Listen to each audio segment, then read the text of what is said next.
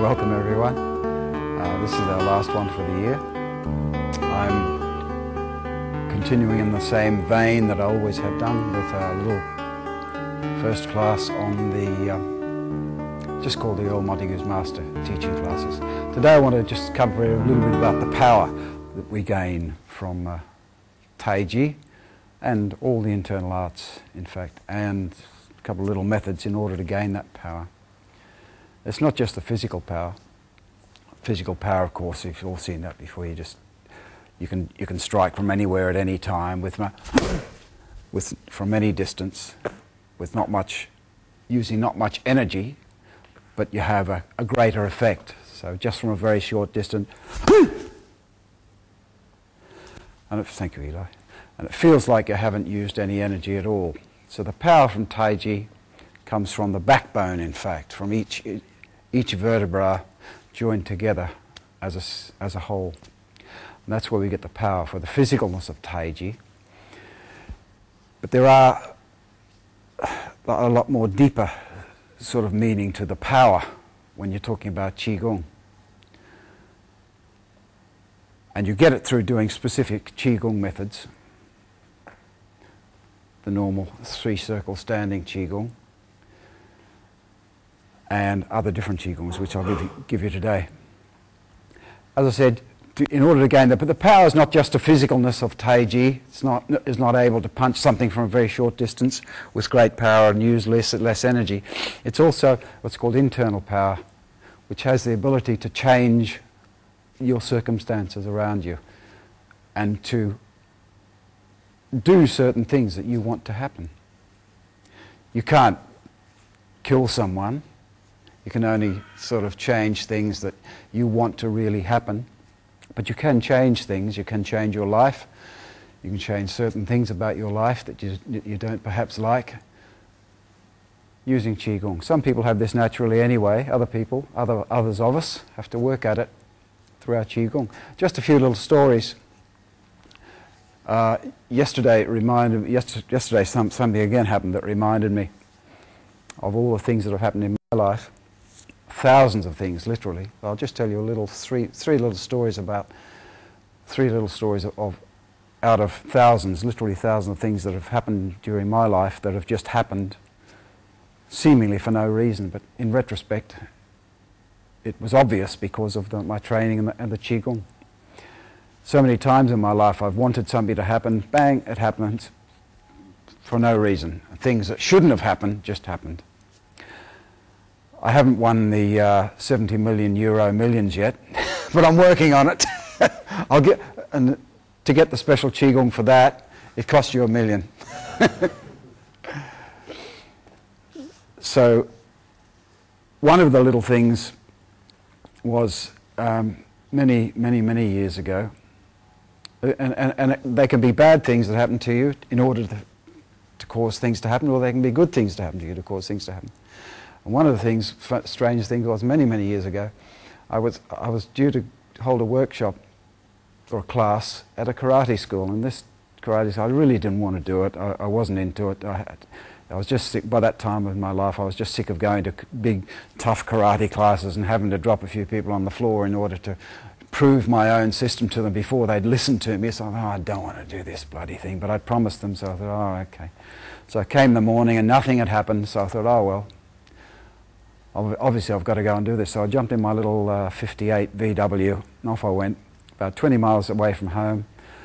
Early in the morning there was no other cars on the road except one car, and a rock smashed the window of my VW, thus preventing me from doing that class, you see. Now very strange. Another thing was I was way out in the whoop-whoop, out in the country with Ben and Eli. Eli was just a babe in arms at the time. I'd just taken them out to do something, for some reason, I've forgotten what it was. And Ben was about 3, I think. And at that time in my life I could only afford precarious old cars. I still can, but this one was even more so. And of course the bloody thing broke down and I was out in the middle. It was 35 degrees on that day. We're out in the sun, no shade. I thought, what the hell am I going to do now? No credit cards in those days, no mobile phones, nothing. I thought, gee, what's going to happen here? No cars passing. So I just did some Qigong. And I thought to myself, well, how am I going to fix this? Just lead me to a way to fix this car, because I knew nothing about cars at that time. So I literally opened up the bonnet and thought, I'll just whip this thing off. Took that off. So I just stick my fingers in here like this, and the car started. That's quite amazing. Another time I had my whole family, including my dear old mum before she died, on the way from Sydney to Brisbane, which is about 1,000 kilometres, 600 miles. And again, the little old Mini that I was driving that time broke down right in the middle of the night. In fact, I think it was flooding at that time, and I was driving along, and you could only just see the white line through the water. And it was a horrible situation because it was pitch black out in the middle of nowhere and in flood time, you see, and you can hear the water coming up as you're driving through it. You've got the whole family in the car stopped. I was thinking, what the hell do I do now? I thought, okay, just lead my hands, will you, in the right direction. So I literally just put my hand under the dashboard for no reason whatsoever, and I went, and we were off. And it saved us again. And just yesterday, it was quite amazing yesterday. I guess you have to be a musician to know the joy of receiving your new amplifier, your new A-class all-valve amp. You know, it's just, oh, you get it and you, quick, open the box. Oh, no. Or your new 1961 Vox Bison, Burns Bison guitar that you've just paid millions for. And this got this amp, oh, fantastic, looks beautiful, doesn't work, you see? So, well, it worked, but it kept coming on and off. So what the hell's wrong? Circuit problem, no. Phoned up the people, oh, the guy was an engineer that I spoke to, and he said, oh, looks like you'll have to send it back to us. It's going to be a big job to send it back because it's a huge thing, it's very heavy. I thought, oh no, another week before I get my amp back. So I tried the speaker was okay, tried everything. Just before I was due to tell the guys to come back and pick the thing up and take it back, which would have meant a lot of repackaging, I just did a Qigong. I thought, one last thing. And my mind kept going here on the amp, just over to this side of the amplifier. So I wonder what that is. Okay, so I undid the whole thing, which I shouldn't have done, you know, undoing amplifiers and pulling them out with all valves hanging down very precariously. I thought, oh, what's this thing? Okay. And lo and behold, I found the fault.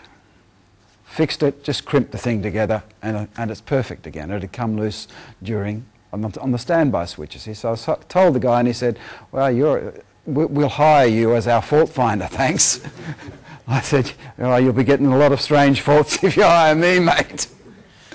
So, you know, it's you know, once or twice and you think, oh, it was just, you know, coincidence. But these things have happened to me literally all my life since I first started doing my Qigong.